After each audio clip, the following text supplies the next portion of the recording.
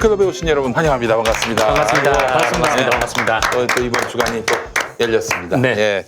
자, 관훈 라이트클럽 광복절 주간입니다. 네. 예, 참 그 어느 때보다도 특별한 광복절이에요. 독립운동 100주년, 또 임시정부 100주년, 네. 그리고 일본의 경제 침략 원년이네요. 예. 네. 우리가 잘 싸우고 있어요. 네.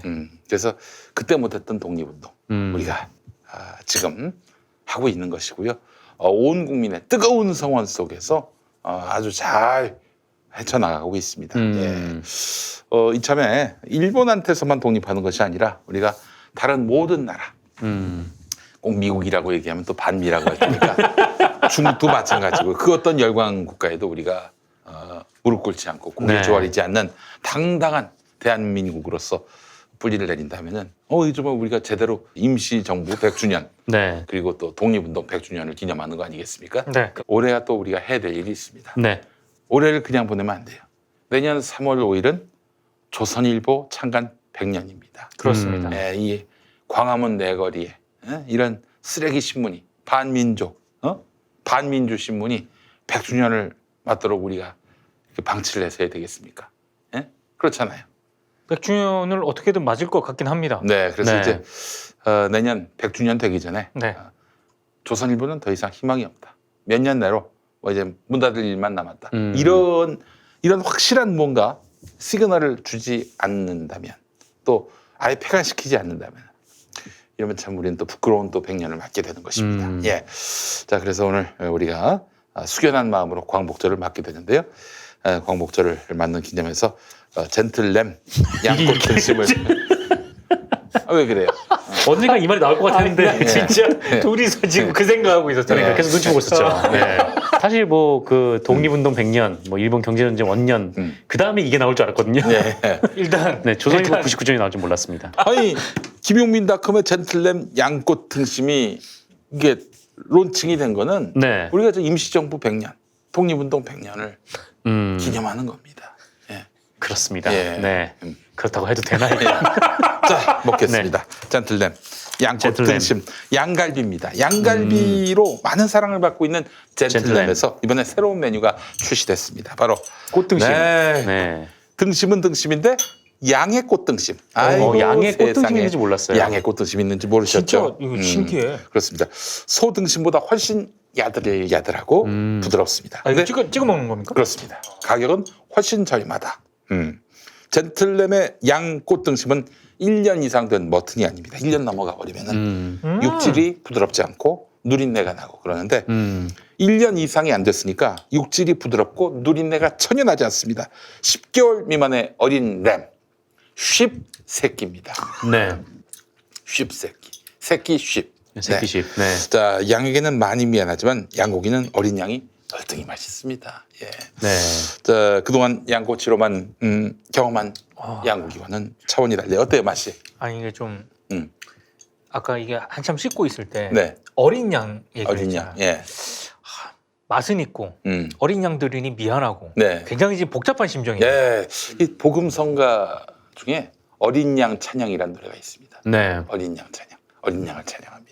그게 또 그렇게 전도사님. 이제 전도사님. 지난주에 저 설립 예배를 했어요. 네, 설립 예배까지 담임 했는데. 전도사가 됐어요. 예, 앞으로 전도사라고. 또 어린 양을 또 이렇게 또 해석을.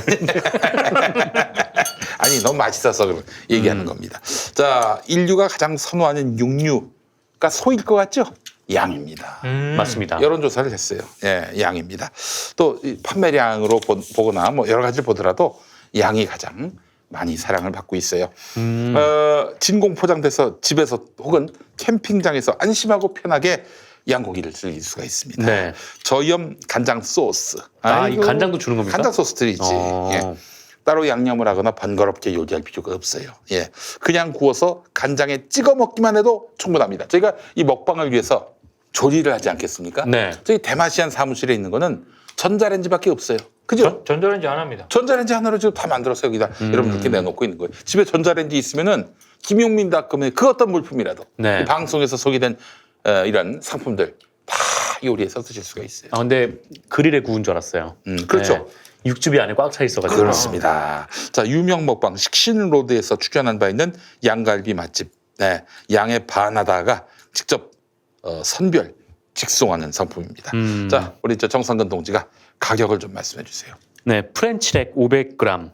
네, 뉴질랜드산이고요. 오. 이 6개월 미만 양의 옆구리 갈비 이게 26,900원입니다. 그렇습니다. 26,900원 500g이에요. 그다음에 호주산 10개월 미만 그 양의 어깨갈비 그 숄더렉인데 500g에 19,900원. 이거 굉장히 싸죠. 그리고 양꽃등심 이게 지금 양꽃등심인데 이게 호주산 10개월 미만의 양의 등 부위 살코기인데요. 아, 그래요. 이 400g에 16,900원입니다. 어떻게 이런 가격에 먹을 수가 있지? 그 가격에? 1인분에 한 8,400원 정도? 아이고 네. 세상에. 근데 소고기보다 맛있는데 소고기보다 네. 맛있어요. 이 정도 근데- 가격이면 정말 싼 겁니다. 자, 냉장램을 이 가격에 만날 수 없어요. 직접 검색해 보시고 최고급 냉장 양갈비와 양꽃등심을 김용민닷컴에서 최저가에 만나보시기 바라겠습니다. 네. 이 양고기의 최대 단점이 진짜 냄새인데 냄새가 전혀 없어. 없어요. 네. 점점 오빠. 딱 양고기의 풍미를 느낄 수 있을 정도의 그리고 딱 그 정도만 납니다. 결정적으로 이 간장이 신이 안 주구만. 이거 아니 근데 뭐 저기 무슨 고기 파티 한다 그러면 이걸로 해. 이걸로 해. 그쵸. 그러면 아마 사람들 딱 감동할 거예요. 아, 제 느낌에는 그 숄더렉이랑 프렌치렉보다는 조금 더 부드러운 것 같아요. 맞아요. 이 숄더렉과 프렌치렉은 뜯는 재미가 있잖아요. 이거 그쵸. 쫄깃쫄깃하니 막 그런 게 있는데 이 진짜 이 양꽃등심은 되게 아, 이게 부드러워요. 좋아. 네. 젠틀램 양고기. 이게 또 소고기처럼 완전 완벽하게 구운 게 아니라 조금 그 선홍빛이 좀 남아 있습니다. 레어로. 이게 네. 맛있어요. 너무너무 맛있습니다. 여러분 젠틀램 양꽃 등심, 지금 소꽃 등심만 드시지 마시고 양꽃 등심, 젠틀램의 양꽃 등심 많이 구매해 주시기 바라겠습니다. 명당 네. 한 10,000원씩 하면은 뽀지게 먹을 수가 아, 있어요. 그러네. 네, 진짜. 푸짐하게 먹었습니다. 네. 자, 젠틀램 양꽃 등심이었습니다. 자, 커널라이트 클럽 바로 이어가도록 하겠습니다. 우리 민동기 기자님 어떤 얘기 준비하셨습니까? 윤동한 한국 콜마 윤동한. 윤동한 회장. 콜마. 네. 예. 요즘 그 핫한 인물 아니겠습니까? 네. 그렇습니다. 예. 네. 그분이 뭐 전체 직원들 조회하는 데서 유튜브 영상 틀은 거 여기서 뭐 그걸 다시 언급할 필요는 없는 것 같고요. 그렇죠. 예. 윤동한 한국 콜마 회장이 그러면 이 유튜브 영상 때문에 문제가 된 사람이냐? 그건 아닙니다. 이미 그 전부터 상당히 논란이 많이 된 그런 인물이거든요. 아, 그래요? 논란이 많이 된 인물인데도 불구하고 제가 봤을 때 언론이 그런 부분을 제대로 좀 보도를 못한 측면도 있고 그리고 논란이 한참 불거진 뒤에도 불구하고 뒤에 홍보 기사를 일방적으로 써주는 뭐 그런 행태가 있었거든요. 그런 어떤 측면이 자꾸 이렇게 누적이 되면서 지금과 같은 이런 사태가 불러온 게 아닌가 이런 생각이 들어서 그러면 윤동한 회장이 그동안 어떤 논란이 있었고 언론들이 어떻게 홍보 기사를 썼는지를 간단하게 관훈라이트 이 시간을 통해서 그동안 한국 콜마를 언론들이 빨아줬다. 네. 일단 2017년 1월에 서울중앙지검 특수부가 네. 윤동한 한국콜마 회장을 예. 조세 포탈 혐의로 기소를 합니다. 2017년 1월입니다. 네. 기소를 합니다. 불구속 기소긴 하지만 2012년부터 2015년까지 차명 계좌에 자금을 분산시켜서 관리를 하면서 주식을 취득 처분하는 수법으로 177억의 양도 차익 그리고 50억의 배당 소득을 취한 것으로 검찰이 그때 판단을 했어요. 그래서 기소를 했거든요. 2017년 8월쯤에 기소된 한국콜마 회장에게 이제 재판이 1심, 2심 계속 내려지지 않습니까? 네. 항소심에서도 징역 2년 6개월에 집행유예 3년을 선고를 합니다. 그러면서 당시 서울고등법원 형사 7부가 뭐라고 얘기를 하냐면 항소심입니다. 액수 등에 비춰봤을 때 죄질이 좋다고 할 수 없다. 네. 하지만 범행에 이르게 된 경위나 사후적으로 세금을 납부한 점 등을 종합해 보면 뭐 1심에서 형이 너무 무겁지도 않고 가볍지도 않다. 이렇게 해가지고 결국에는 2심에서도 집행유예를 선고합니다. 2년 6개월에. 유죄를 선고를 했다는 그런 얘기죠. 이런 보도가 이미 있었고요. 그리고 2018년 12월에 국세청이 조세포 탈범 30명의 명단을 공개를 하거든요. 공식적으로 홈페이지에 띄워버려요. 조세포 탈범 30명. 여기에 윤동한 한국콜마 회장이 포함이 됩니다. 2018년에. 2018년 12월에. 네. 네. 윤 회장의 포탈 세액이 36억 7,900만 원. 마지막으로 이제 법원 판결이 확정이 되면서 국세청이 공개를 한 것 같아요. 그러니까 이게 2018년 12월이거든요.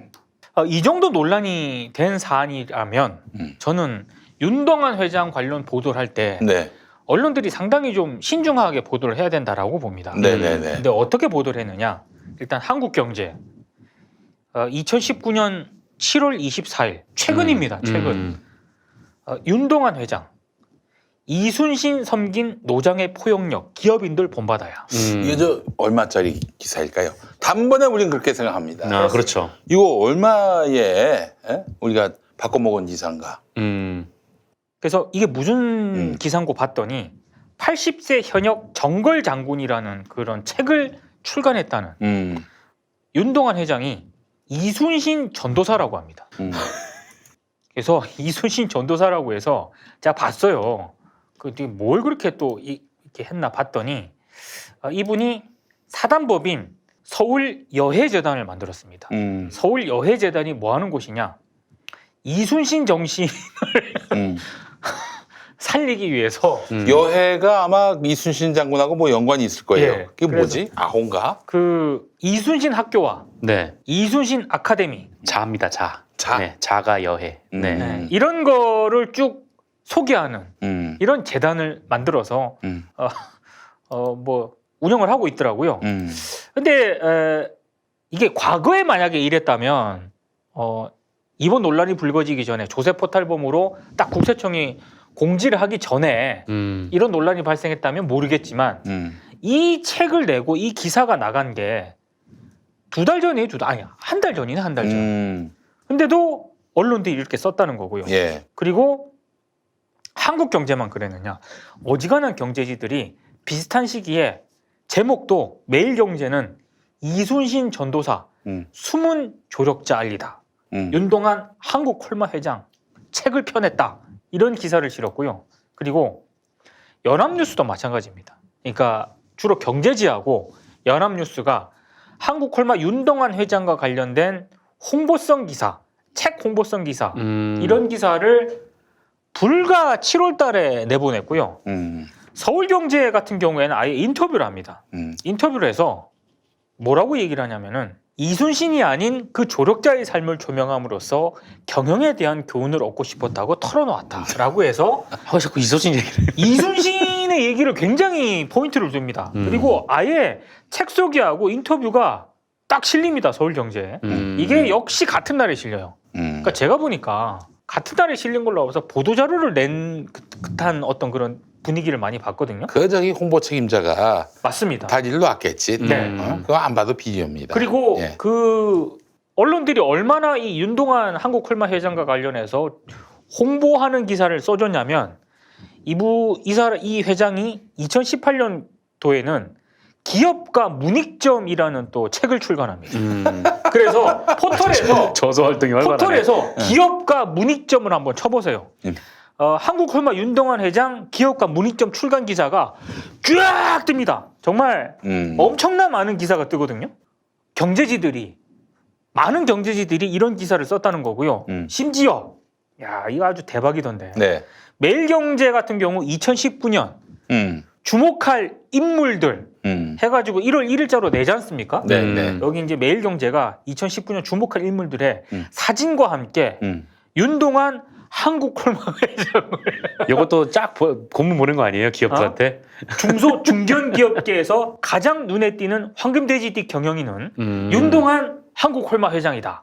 라는 기사를 사진 여러 명 사진과 함께 싣습니다. 와 진짜 주목할 만한 사람이 됐네. 이게 이제 언론이 말이죠. 기본적으로 이제 비판의 기능을 수행하기 때문에 누구를 빨아주는 게 참 쉽지 않습니다. 그렇습니다. 그러나 이렇게 언론이 해서는 안 되는 영역처럼 보이는 이런 누구를 빨아주는 이런 기사가 나왔다 그러면 의심해야 돼요. 이거 얼마짜리 기사인가? 얼마 하고 엿바꿔 먹은 기사인가. 제가 이걸 찾아가지고 왜 지금 관훈에서 소개를 해드리려고 하냐면 이미 조세포탈 해가지고 재판도 받고 국세청에서 이렇게 공고까지 된 이 일련의 과정에서 이 이후에 다 기사들이 나왔다는 거예요. 이 기사들이. 그럼 기자들이 이걸 몰랐을까? 조세 포탈을 한 이후에 네, 이미 재판 2심도 뭐 진행이 되고 이렇게 조세 포탈 논란이 검찰이 불구속 기소를 하고 이 이후에 다 이런 기사들이 나왔다는 거예요. 네. 콜마 측에서 적극적으로 나섰을 가능성이 있네요. 저는 이게 그럴 가능성이 있다고 네. 보고요. 최소한 집행유예를 유지하기 위해서 해당 매체나 기자들이 충분히 이 상황을 인지했을 가능성이 있다고 보는 거죠. 그런데도 불구하고 이런 홍보성 기사를 써줬다? 저는 지금의 이 한국 콜마 사태가 결국에는 이 터진 게 그런 어떤 이유도 충분히 있다고 보거든요. 그 뭐 친일 발언을 하는 것이나 친일 발언을 한 유튜브 거를 모든 직원들에게 보여주려 했다거나 뭐 이런 행태를 보면은 구여권 박근혜나 이런 쪽을 지지하는 사람 같아요. 뭐 누구는 뭐 박사모 뭐 무슨 뭐 후원회장 뭐 확인이 안 됐기 때문에 제가 잘 모르겠는데 네. 이게 사실은 한번 좀 짚어봐야 될 게 박정희 시대에 이순신 마케팅이 엄청났습니다. 네. 그렇죠. 예, 네. 어마어마했어요. 네. 예. 그러니까 당장 박정희가 현충사 현판, 자기가 현판을 현충사라고 썼죠. 쓰고 맞아요. 또 이순신 장군 동상이 아마 세워진 게 박정희 때인가 그럴 겁니다. 네. 예. 왜 그랬을까? 왜 그랬을까? 그러니까 이제 자신이 그 나라를 구한 성웅이다. 오늘의 이순신이 누구인가라고 했을 때 사람들로 하여금 박정희로 인식되게 하려고 그렇게 길을 썼던 거예요. 네. 그렇게 해서 얻는 효과가 뭐냐? 나라를 구한 영웅으로서 자신의 포지셔닝뿐만 아니라 쿠데타로 정권을 잡은 거에 대한 불가피한 상황에서 민족의 영웅이 탄생했다. 국난의 상황에서 민족의 영웅이 탄생했다. 이런 서사를 만들려고 하는 것. 그리고 아울러 본인이 일본 군인 아니었습니까? 네. 일본 군인이었다는 그런 인식을 시키기 위해서 외적과 맞서 싸운 이순신 장군의 이미지를 지가 차용하는 거예요. 자, 그랬던 박정희였습니다. 네. 현실 정치인 누군가를 띄우기 위한 목적으로 네. 만들어낸 마케팅이다 이렇게 보시면 될 것 같아요. 요즘 그 극우 보수 이 사람들 큰일 났다. 자유한국당도 마찬가지고요. 아니 그 유튜브 보셔서 아시지만은 아베가 문재인 대통령을 뺨을 때리지 않아서 좀 대단한 사람이란 걸 알게 됐다. 그리고 뭐 베네수엘라 여성들이 몸을 판다. 네. 뭐 몇만 원에 몸을 이제 판다. 우리나라도 그렇게 된다. 예. 아니 뭐 있던 족 같은 유튜브 방송을 보고 그걸 우리 직원들에게 보여줘야겠다. 이런 발상을 한다는 것 자체가 여러분 이거 좀 맛이 같다라는 생각이 안 듭니까? 근데 그 재단 홈페이지 가보면 이순신 장군 어쩌고 돼 있어. 이 지금 제가 볼 때 정상적인 사고가 아니에요. 그게 이제 요즘에 네. 정말 맛이 간 사람들 있잖아요. 네. SNS 그리고 유튜브 팟캐스트로 맛이 간 사람들이 많아요. 그러니까 이거 저도 딱 보면서 제일 먼저 들었던 생각이 전 직원을 한 곳에 몰아놓고 네. 이 유튜브를 튼다는 게 이게 정상적인 발상이에요? 아니 그러니까 난 이해가 안 가는 거야. 그리고 이런 유튜브 얼마나 좆같냐. 너희들 네. 봐도 기가 막히지? 네. 야, 그러니까 이런 유튜브처럼 우리가 편향된 사고를 가지면 안 된다. 이런 얘기를 하고 싶다면 진작에 그 얘기를 했었어야지. 그러니까요. 그 현장에서 네. 아무 얘기도 안 했어요. 그렇죠. 나중에 논란이 되니까 뭐 우리가 균형 잡힌 시각을 가지지 않은 의미였다. 뭐 이런 말도 안 되는 소리를 하고 있어. 거기 그 영상 보고 나온 사람들이 정말 하나같이 이거 뭐야? 이거 목미? 뭐 이러면서 다들 탄식을 금치 못했다는 거 아닙니까? 네. 그 아마 뭐 거기서 영상을 같이 본 분이 제보를 했을 가능성이 좀 높은데. 그렇죠. 네. 그분이 만약에 그 윤동호 회장이 그 영상에 딱 맞춰지고 이런 생각을 가지고 있는 게 말이 되냐 뭐 이렇게 얘기했으면 그분이 뭐 제보를 할 일은 없죠. 아니 근데 그 예시를 들 게 없어. 그 족 같은 걸 예시로 들어요. 그거를 회장이란 사람이 그것도 웃기잖아. 유튜브 직원들 앞에서 틀고 딱 한 다음에 이게 말이 됩니까? 이게 회장이 아니 그런 이유도 없어. 그러니까. 요즘 뭐 유튜브나 이런 데 보면은 너무 편향된 시각들이 많다, 여러분. 우리는 그 균형 잡힌 시각을 갖고 이 시국에 임합시다. 그렇게 말로써 한두 마디로 끝날 일이지. 그걸 그렇죠. 보여줬다는 거는 네. 야, 이게 내 얘기야. 내 생각이야. 너희들 내 생각을 참고하고 앞으로 너희들도 똑같이 생각해. 이런 학교 교장 선생님 마인드. 그리고 상당히 이 윤동환 한국홀마 회장에 대해서 검색을 해보면 기사가 적지 않게 나오거든요. 그렇다라고 한다면 경제지라든가 경제부 이 기업을 출입하는 특히 유통이라든가 이런 쪽을 출입하는 기자들 사이에서는 분명히 얘기가 있습니다.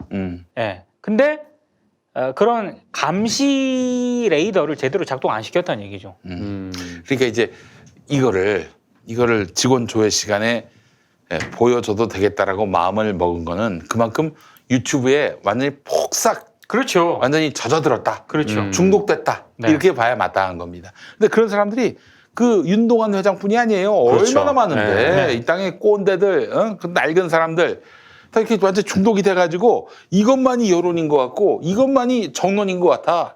우리가 봤을 땐 좆도 아닌데. 네. TV조선의 무슨 프로그램인가? 거기에 이제 문화일보 논설위에 나와가지고 이현종. 유튜브에 도는 가짜 영상을 그냥 그대로 얘기를 하는 거예요. 그러니까 이걸 지금 평론이라고 하고 있는데 그러니까 이 사람들은 지금의 여론조사도 믿지 않고 세상 돌아가는 거에 대해서 마치 그 종말론에 몰입해서 아무것도 눈에 보이지 않는 사람처럼 돼가고 있어요. 네. 그렇기 때문에 참 제가 그거 보면서 우리도 우리에게 이롭고 우리에게 말하기 쉬운 이슈만 갖고 얘기해서는 안 되겠다. 우리가 지상파 방송이 하듯이 일반 언론이 하듯이 5대5 이런 기계적인 중립을 해서는 안 되겠지만은 불편한 진실도 또 얘기할 수 있어야 된다. 그래야 그럼요. 우리의 건강성 유지를 위해서 말이죠. 네. 다음 소식도 한번 얘기해 볼까요? 뭐 언론계에서는 이번 주에 좀 약간 슬픈 소식이 하나 있었습니다. 윤정주 방통심의위원이 네. 저는 이분 아프신 줄 몰랐어요.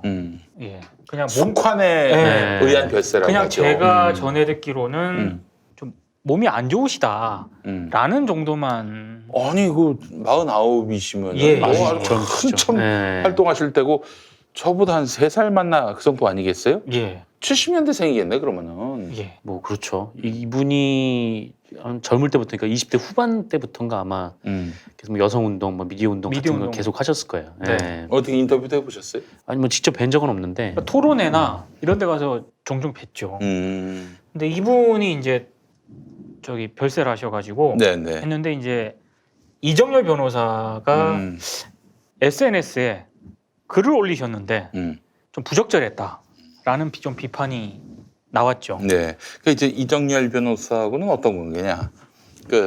이정열 변호사가 작년 8월에 8월 2일인가요? TBS TV, 그러니까 교통방송의 텔레비전 방송, TBS TV 이정열의 품격 시대. 원래 그게 정봉주 의원이 했던 거예요. 그렇죠. 정봉주의 품격 시대 하다가 정봉주 의원이 뭐 서울시장 나간다면서 이제 그만두느라고 그 이제 진행자가 비었는데 원래 그 매일 하던 정봉주의 품격 시대였는데 그게 그 매일 했었어요? 그럼요, 매일 했었어요. 네. 그러니까 이제 아침에 정치쇼 마치고 저쪽 넘어가서 오후에 품격 시대를 했는데 서울시장 출마한다면서 이제 그만뒀죠. 그만둬가지고 그 하던 정치쇼는 김용민이가 하고 품격 시대는 이정열 변호사가 이제 맡게 된 거예요. 그러다가 뭐 다시 잘 아시겠지만 작년 지방선거 국면에서 뭐 이정열 변호사가 뭐 이재명 경기도지사 후보에 대해서 아주 강력한 날선 그런 반대편에 섰죠. 네. 그러다 8월 2일에 그때 당시 더불어민주당 당대표 경선이 있을 때였는데 이해찬 당대표를 얘기하면서 찐 묻었다. 이런 표현을 3번 썼어요. 찐 묻었다. 한 번이 아니었어요? 네, 3번. 그러니까 찐 묻었다라는 표현이 뭐냐면은 뭐 아실 분들은 다 아시겠지만은 찢은 이제 이재명 지사를 조롱할 목적의 그런 표현이죠. 그래서 이재명 지사와 친하다 그러면은 찐 묻었다. 이거는 진짜 써서는 안 될 혐오 표현입니다. 이 좀 어려운. 진짜 아무리 유튜브라고 해도 써서는 안 될 표현인 것 같습니다. 그래서 이제 그 당시에 그런 표현을 썼고요. 일단 기본적으로 뭐 유튜브나 뭐 이런 SNS에서 써서는 안 될 말인데 그건 방송이란 말이죠. 그렇죠. TBS는 통제를 받는 방송이에요. 근데 방송에서 찐묻었다라는 말을 3번 쓴 거예요. 그러니까 이해찬 더불어민주당 당대표 후보를 공격할 목적. 그러니까 이 찐 묻었다라는 표현 자체를 비판하기 위해서 여러분 방송에서 이런 말을 써서 그렇습니다만 찐 묻었다라는 말이 요즘 많이 돌고 있는데 대단히 부적절한 표현입니다. 이 차원에서 얘기를 한 게 아니라 네. 그럼 그분은 찐 묻었네요. 뭐 이렇게 이제 얘기를 한 셈이죠. 그러니까 이제 찐 묻었다라는 말을 왜 나왔느냐? 그러니까 이제 이재선 씨, 이재명 지사의 형 이재선 씨가 어머니를 상대로 해서 그 어머니의 성기를 찢어버리겠다. 네. 이런 말을 한 거야.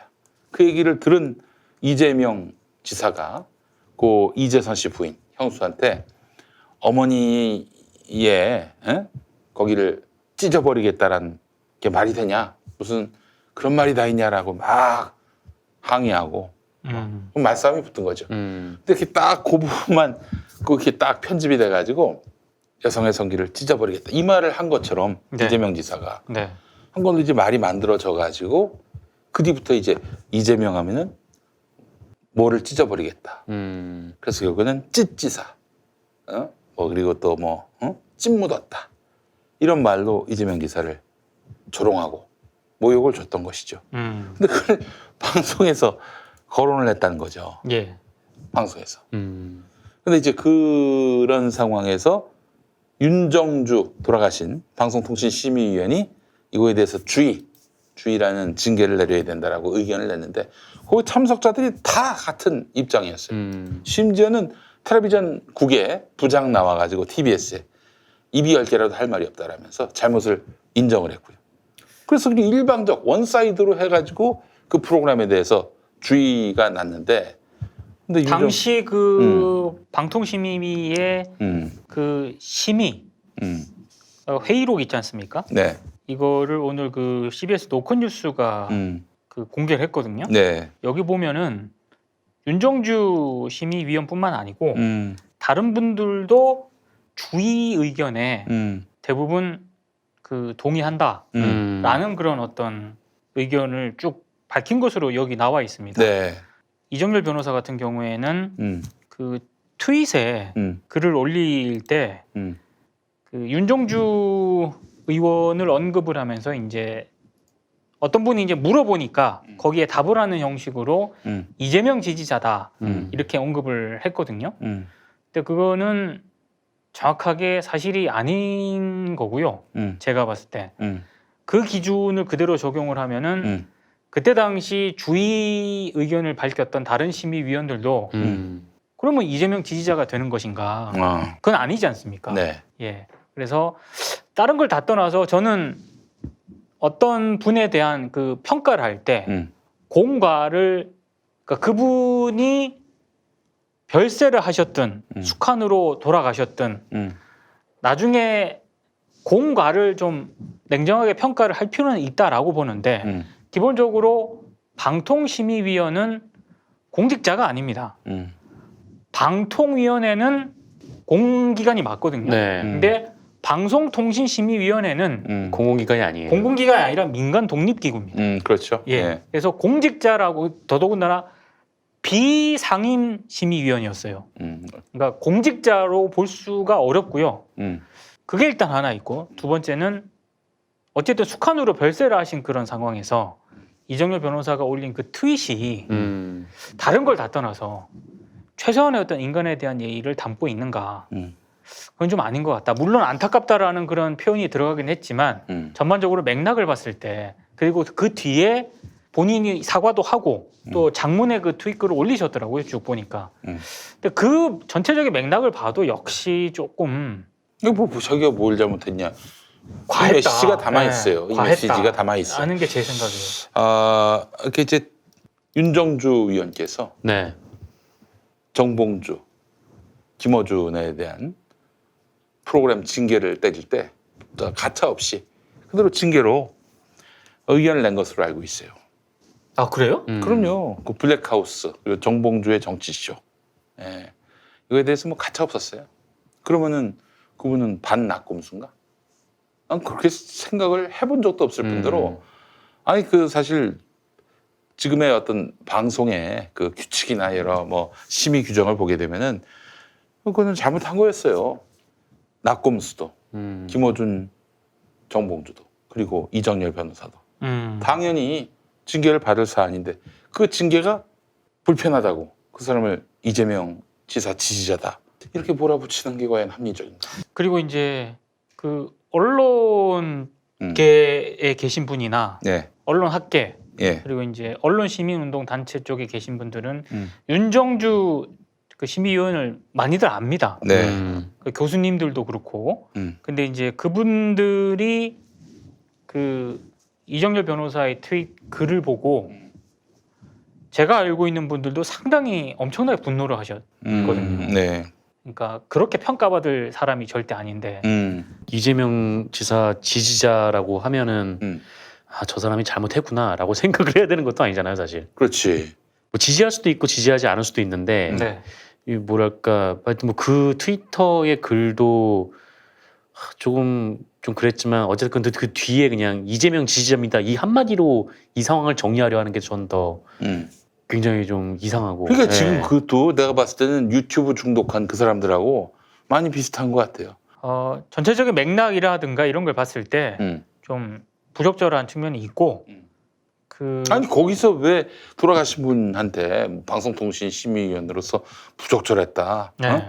이렇게 돌아가셔서 더 이상 그 직을 수행할 수 없게 됐으니 다행이다 이게 잘 죽었다는 얘기지 뭐 나는 그렇게 해석이 되는데 그러니까 그렇게 해석이 되니까 많은 사람들이 이제 분노하고 더 화가 나고 그런 거죠. 사실관계가 좀 잘못된 부분이 있습니다. 그렇습니다. 예. 한상혁 체제하에 방송통신심의위원회는 편파적이지 않고 공정하게 운영되기를 바란다 이렇게 엉뚱한 올리셨는데 얘기예요.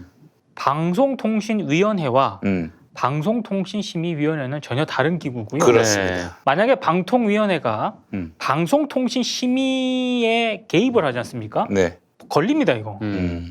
못하도록 되어 있습니다. 참여정부 때까지는 방송위원회라고 위원회. 해서 네. 심의기구 또 방송정책 결정기구가 통합이 됐었어요. 그러다 이제 둘을 나눈 거 아닙니까? MB 때. MB 때. 기구 성격도 바꿨죠. 그래서. 예. 그래서 뭐 물론 이제 방송통신심의위원회에서 내린 징계 결과나 이런 것들을 방송통신위원회가 차후에 방송국 재허가를 할 때 네. 반영을 한다든지 하긴 하지만 둘은 완전히 달라요. 그렇습니다. 전혀 다릅니다. 다른 네. 조직입니다. 예. 네. 그래서 이걸 좀 헷갈리신 것 같아요. 네. 그건 어찌됐든 잘못된 저는 고 윤정주 그 심의위원께서 숙한으로 별세를 하신 그 직후에 이런 글을 올리는 게 다른 걸 다 떠나서 이거 정말 온당한가? 제가 앞서 얘기했잖아요. 그 유튜브에 중독돼 가지고 사리 분별이 안 되는 사람들, 응? 자기들끼리만 네트워킹이 돼 가지고 자기들의 주장만 그 트위터에서 페이스북에서 유통이 되고 자신이 문재인 지지자다 이러면서 또 대통령을 거기 끌어다 들여요. 대통령이 과연 동의할까요? 고인이 돌아가셨는데 그거에 대해서 모독해도 되고 조롱해도 되고 이거는 이러면 안 되죠. 그러니까 다른 것보다도 사실과 진실 앞에서 또 인간에 대한 예의에 대해서는 엄중해야 되는 거 아니겠습니까? 저는 그래서 이분들 이재명 지사를 비난할 수 있고 싫어할 수 있고 정치적으로 반대할 수는 있지만은 이건 좀 너무 지나친 거 아닙니까? 저는 좀 안타깝더라고요. 뭐 김용인 PD도 그렇고 저도 그렇고 이정열 변호사를 모르는 것도 아닌데 이번 사건을 계기로 제 주변에 이제 언론계에 있는 그런 분들이 고개를 절레절레 흔들면서 이렇게 분노하고 화를 내시는 걸 옆에서 보면서 네. 좀 안타깝다는 생각이 듭니다, 진짜. 네. 그 윤정주 전 심의위원이 숙한으로 별세한 것으로도 언론계에서는 적지 않은 충격인데 네. 이정열 변호사의 트윗 글로 인한 이 지금 파문이 언론계 내에서는 좀 적지 않은 충격을 줬습니다. 그래서 좀 지켜보는 게 대단히 저도 안타까워요. 자, 여기까지 알겠습니다. 네, 하여튼 유튜브를 통해서 지금 여러 사람들이 마시가고 있는데 유튜브뿐만 아니라 SNS 자기들끼리만 막 좋아요 누르면서 자기들끼리 신났어. 이게 완전히 대세이고 여론인 것 같아. 여기서부터 우리가 현혹되다가는 아주 끝간데 모르는 추락을 할 수밖에 없다. 이런 말씀을 드리지 않을 수가 없습니다. 김현